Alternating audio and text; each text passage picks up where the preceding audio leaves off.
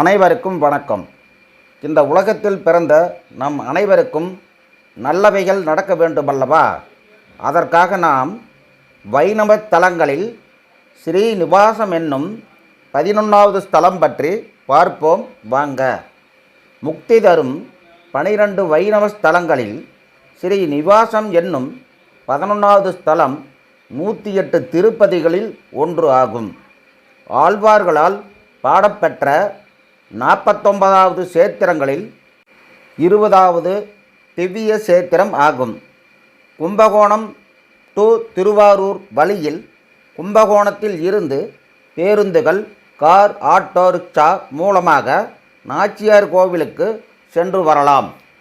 இந்த கோவிலில் காலை 7 மணி முதல் மதியம் 12 வரையிலும், மாலை 4:30 மணி முதல் இரவு 9:30 மணி வரையிலும் நடை திறந்திருக்கும். இங்கு ஸ்தல விருட்சம் மகிழ மரம் ஆகும். நாச்சியார் கோவிலில் கருவறையில் பிரம்மதேவன், சங்கர்ஷ்ணன், பிரத்யும்னன், அனிருத்தன், புருஷோத்தமன் ஆகியோருடன் வாசுதேவன், மஞ்சுளவல்லி நாச்சியாருடன் திருமண கோலத்தில் எழுந்தருளி காட்சி தருகிறார்கள். கருடாழ்வார் வாசுதேவனுடன் அருகிலேயே இருந்து சேவிக்கும்படியாக தனி கோயில் கொண்டுள்ளார். இக்கோயிலின் சிறப்பு, ராஜகோபுர வாசலில் நின்று கருவறையை நோக்கினாலும் இறைவனின் தரிசனம் நமக்கு சிறப்பாக கிடைக்கும். இங்கு நடைபெறும் கருட உற்சவ விழா மிகவும் சிறப்புடையது ஆகும். இந்த கோவிலில் கருட உற்சவ தினத்திற்கென்று தனி கருடன் இல்லை. கல்கருட பகவான் உற்சவ வாகனமாக உள்ளார். 108 பேர் இந்த கருட வாகனத்தை சுமந்து கொண்டிருப்பார்கள்.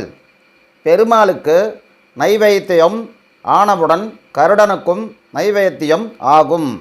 மேலும் கருடனுக்கு அமிர்த கலசம் எனப்படும் கொழுக்கட்டை மிகவும் விருப்பமானதாகும். அதனால் மோதர் என்ற சிறப்பு பெயரும் உண்டு. ஆகையால் இவ்வளவு சிறப்பு பெற்ற இந்த கோயிலுக்கு வந்து இவரை வணங்குபவர்களுக்கு வேண்டுவதெல்லாம் நிறைவேறும் அதிசயம் இந்த ஸ்தலத்தில் உண்டு. இந்த கல்கருடரை மாதம் ஒரு முறை வளர்வரையில் வரும் ஞாயிற்றுக்கிழமை அன்று 11 ஞாயிற்றுக்கிழமைக்கு வணங்கி வந்தால் நோய் தொல்லைகள் இருப்பவர்களுக்கு அது சுத்தமாக அகன்றுவிடும். மாதம் ஒரு முறை வளர்வரையில் வரும் திங்கட்கிழமை அன்று 11 மாதம் தொடர்ந்து இவரை வணங்கி வந்தால் குடும்ப நலம் கூடும்.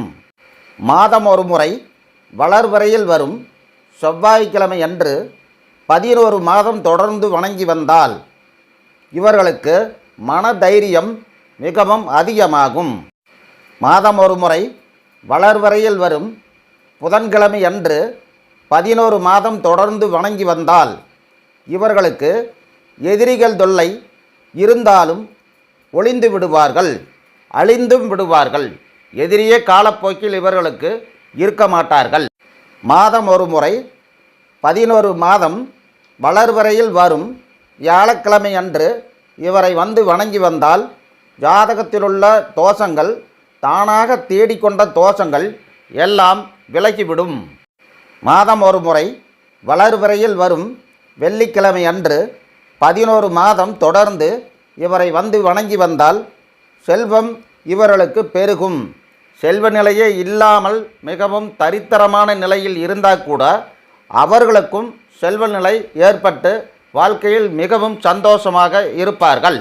மாதம் ஒரு முறை வளர்வரையில் வரும் சனிக்கிழமை அன்று 11 மாதத்திற்கு தொடர்ந்து இவரை வந்து வணங்கி வந்தால் கல்வியில் தேர்ச்சி உண்டாகும். குழந்தைகள் மிகவும் சுறுசுறுப்பாகவும் மிகவும் திறமையாகவும் கல்வியில் மிகப்பெரிய தேர்ச்சியையும் அடைவார்கள். மேலும் சனிக்கிழமை நாள் இவரை வந்து வழிபடுவதால் குடும்பத்திலுள்ள பல சங்கடமான சூழ்நிலைகள் அவர்களை விட்டு விலகிவிடும். தொழில் நிலையில் மிகப்பெரிய ஆற்றலை அடைவார்கள். வந்து வணங்கி பாருங்கள், வெற்றி வாய்ப்பை அடைவீர்கள். தங்களது வாழ்க்கையில் நற்கதி அடைந்து வாழ்வாங்கு வாழ்வீர்கள். இந்த கோவிலுக்கு ஒரே ஒரு முறை வந்து வணங்கி பாருங்கள். உங்களது செல்வாக்கு எந்த நிலையில் உள்ளது என்பதை நீங்கள் அறிந்து கொள்வீர்கள். எனவே இந்த பதிவு தங்களுக்கு உபயோகமானதாக இருக்குமென நினைக்கிறேன். பிடித்திருந்தால் லைக் பண்ணுங்கள், ஷேர் பண்ணுங்கள், கமெண்ட் பண்ணுங்கள். நன்றி, வணக்கம்.